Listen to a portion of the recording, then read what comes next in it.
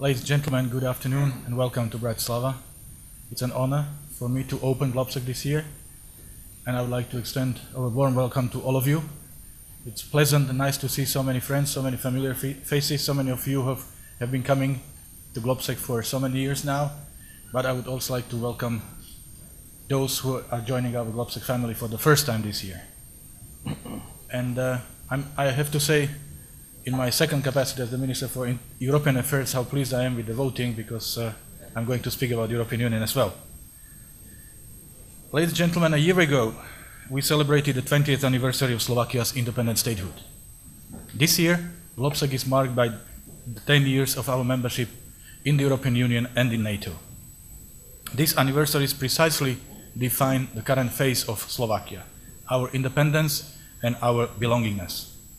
A young, independent, modern country that is firmly anchored in the very core of the European Union and NATO. A member of the clubs which believes in solidarity but requires responsibility. This is Slovakia today. So please welcome and enjoy Slovak hospitality as well as new ideas that GLOBSEC certainly will, as always, generate. A year ago, we were in the midst of much uncertainty regarding the future of the Eurozone and the European project as such.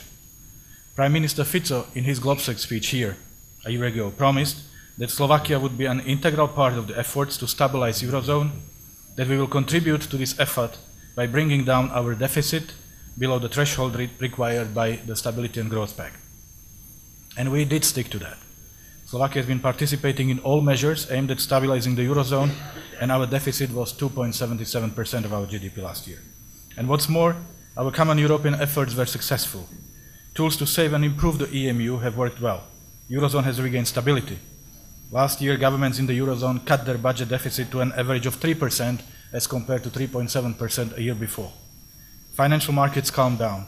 No one questions the survival of euro anymore. And it's on the highest level, some even think it's too high. And both the EU and the Eurozone emerged from recession last year. Of course, the 10th anniversary of our EU and NATO membership gives us an opportunity to look further back than just 1 year. These days we are recalling not only our successful transformation story, but also the contribution of both NATO and the European Union to consolidation of post-war Europe and the benefits this has brought to our citizens, to their security, freedoms, prosperity. Of course, the enlargement processes did not automatically resolve all the problems in Europe, and we are aware of existing challenges. As far as the European Union is concerned, we need to keep the club of 28 and possibly more in the future operational and responsive, not only to global trends, but also to internal developments and to growing multitude of interests of our member states and our citizens. Keeping citizens' interests on our radar screen is essential, yet becoming more and more difficult. The larger the European Union is, the more democratic legitimacy it needs. We need to improve EU legislation so that it works in favor of EU competitiveness, rather than as an ammunition for Eurosceptics or anti-EU populists. And last but not least, promoting unity versus multi-speed Europe become a crucial rudder of successful integration. In general, the European Union faces two types of challenges. First are the ones which come as a result of integration itself. I would call them integration challenges, such as the completion of economic and monetary union, democratic deficit, or the EU single voice in the world affairs. And second are the ones that are derived from structural problems in individual member states, such as unemployment, marginalization of Roma community, or the currently topical issue of energy security. I would call these structural challenges. Let me give you two examples. First, efforts to stabilize Eurozone, either through financial support to individual countries or by creating permanent stability mechanisms such as the EMU, increased the pressure on solidarity between member states and required deeper integration. We speak about fiscal union, we speak about banking union.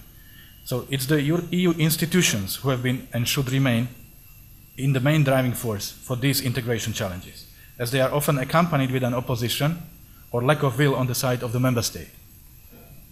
Secondly, on the level of exposure to threats in energy security is a very relevant example of structural challenges. It is not the result of integration itself, but of given conditions in respective countries. In a changed geopolitical environment, member states themselves are becoming more active and require engagement on the EU level. Compared to the previous example, it's the member states who have been and should remain the frontrunners in addressing such structural challenges, even if the European Union is asked for additional tools. We tend to have expectations that the European Union will provide solutions for all challenges we face. But of course, this is only one side of the coin. We have to build fully functioning European Union in our own countries. The ability of member states to address structural challenges together, such as energy security, gives the European project essential viability and progress.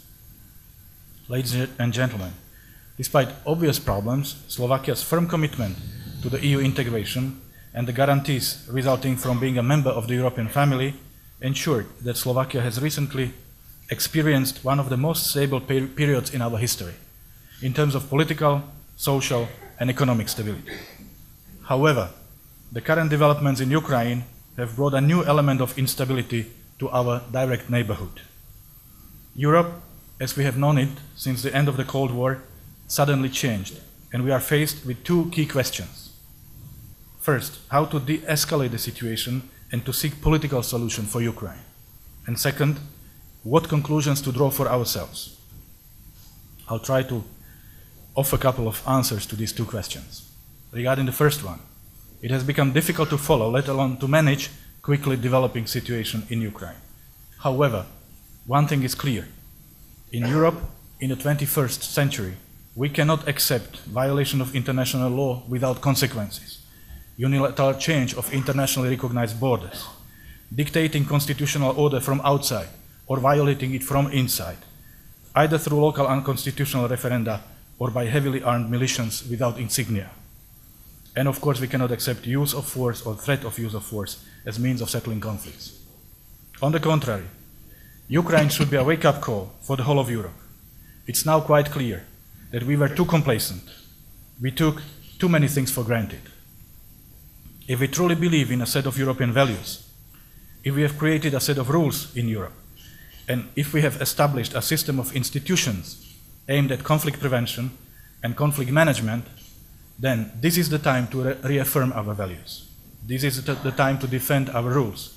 And this is the time to utilize our institutions, such as the OSCE Special Monitoring Mission, to help de-escalate tensions, Venice Commission, to help with the constitution and legislative reforms, High Commissioner for National Minorities, to help settling minority disputes, High Representative for the Freedom of Media, to help ensuring independent information flows and counter propaganda, and ODIHR to help with electoral process and building democratic institutions in Ukraine. Of course, the very basic precondition is that our common institutions will have full support of all the member states. Otherwise, the international system we have created after the Second World War and developed further after the Cold War will lose its meaning. Besides all these efforts, the Geneva Accord was a good attempt to move things forward, a good first step. Unfortunately, this accord apparently has not reached the green man in the eastern and southern Ukraine. However, if we want to find a political solution, we must give diplomacy a chance. We need genuine political talks to continue, both inside Ukraine and outside, on the international level. Here I want to express our support for the initiative and the four-point plan of the OSCE chairman in office. As President Burkhalter told us on Monday at the FAC in Brussels, it's not perfect, but it might work. Let's do all we can so it works, and that we are able to start an incremental political process. Slovakia has been helping Ukraine, even before the crisis, by organizing strategic dialogue with our Ukrainian partners. With our colleagues with Visegrad 4, we were among the first to visit Ukraine, not only Kiev, but also Donetsk immediately after the formation of the new government.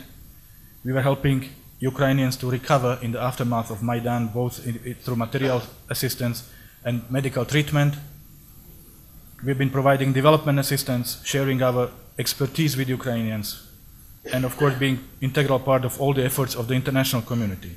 And last but not least, 2 weeks ago, we successfully concluded the negotiations on reverse gas flow that will allow Ukraine to significantly boost its energy security.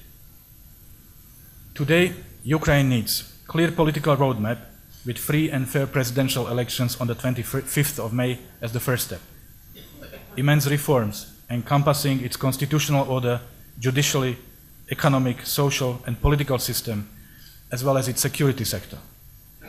Full support of the international community and of the European institutions as mentioned above. And most of all, Ukraine needs a genuine nationwide dialogue. Regarding the second question about what conclusions to draw for ourselves, I want to stress that the Ukrainian crisis has also wider implications. We have to rethink our own policies. Firstly, the European Union must give serious consideration to its common security and defense policy. The discussions at the December summit came in the right time and needs to be followed up. Secondly, another area that has naturally came into focus of our attention is energy security. Central Europe had a wake-up call already in 2009, and we've made significant progress in interconnecting our energy infrastructures. And this has proven to be a very good investment in the light of current circumstances. Now, it is time to complete all ongoing projects and to evaluate what more shall we do to further improve our energy security. And thirdly, in the European Union, we need to seriously rethink our Eastern policies. In particular, we have to answer two questions: what to do with Russia and what to do with the Eastern Partnership. It is clear that relations with Russia cannot continue as a business as usual. At the same time, Russia must be a part of the solution. We did not manage to persuade Russia that the Eastern Partnership can be a win-win model. However, the current state of play is certainly a lose-lose situation. So the first precondition is that Russia itself will decide to play a constructive role. On our part, we have to keep the window of opportunity open. At the same time, we must maintain our ability to see the broader picture. There are more successful Eastern partners waiting for our clear answers, namely Moldova and Georgia. They expect and they deserve to be adequately rewarded for their good work. We shall not disappoint them. Ladies and gentlemen, at the same time, it's clear that NATO remains the cornerstone of our European security. Due to the Ukrainian crisis, we can now, more than ever, fully comprehend the importance of NATO for Slovakia and for our region. The lesson is that we must not take our security for granted. Aggression against our borders remains unlikely, but we live in far more dangerous neighborhood than previously thought. A few months ago, the main worry in Ukraine was economic reforms and political freedoms. Today, part of its territory has been taken away, and yet more trouble seems in store. The line between peace and crisis in our part of the world has grown thinner. Under these circumstances, the alliance has had to react, and NATO did react. What's more, it reacted swiftly and efficiently. NATO ministerial in April agreed to relearn to anticipate crisis, re-examine its threat assumptions, and examine if NATO needs to reposition forces and equipment closer to sources of trouble in Eastern Europe. These decisions and the steps that followed to implement them made it crystal clear, I believe to everyone, that NATO is dead serious about defending its territory and that Article 5 is fully valid. The alliance is not looking for confrontation. It's doing what all responsible collective defense organizations do. It is responding to violence in its direct neighborhood, leaving no doubts that violation of NATO borders will not be tolerated. Slovakia, as a frontline country, is directly exposed to the crisis, and we are aware of our responsibilities. We understand what needs to be done to strengthen the security of our country and the alliance as a whole, and we are ready to carry our share of burden. We subscribe to all measures NATO has adopted so far. We are ready to further strengthen the existing and to support the new ones, if need be. We are also exploring avenues of bilateral military assistance to Ukraine, and Slovakia was the first country to provide humanitarian assistance to Ukrainian soldiers and their families resettled from Crimea. Increasing defense spending and capabilities will be a part of the solution. Each government, particularly in the European Union, has a responsibility to manage its finances prudently, so will need to act with great care. Nonetheless, the question today seems to be when, rather than if. Ladies and gentlemen, in conclusion, let me state that Europe is emerging from the economic and financial crisis. It's not over yet, and we should not relapse to complacency. The 4 pillars to build a genuine EMU are still valid, and we should spare no effort to finish the work in all its complexity. At the same time, we have to face a new crisis which is even more complex for our own economic recovery. But development in the east of our continent have serious repercussions on all of us and on all aspects of our life. And what is even more important, it opens the very fundaments of the European architecture as we have known it. Good news is that both European Union and NATO managed to maintain their unity under different circumstances, as well as their ability to respond to the developments in timely manner. At the same time, the Ukrainian crisis should not consume all our attention. There are other challenges. There is the Balkans that needs a lot of work, and also on our side.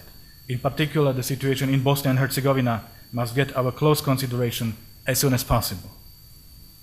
There are other serious issues where cooperation of the international community is absolutely crucial, namely Iran, Afghanistan, Syria, and I haven't mentioned Central African Republic, South Sudan, and many other conflict spots. However, Europe will first have to settle the issues in its own backyard. That's I'm convinced about.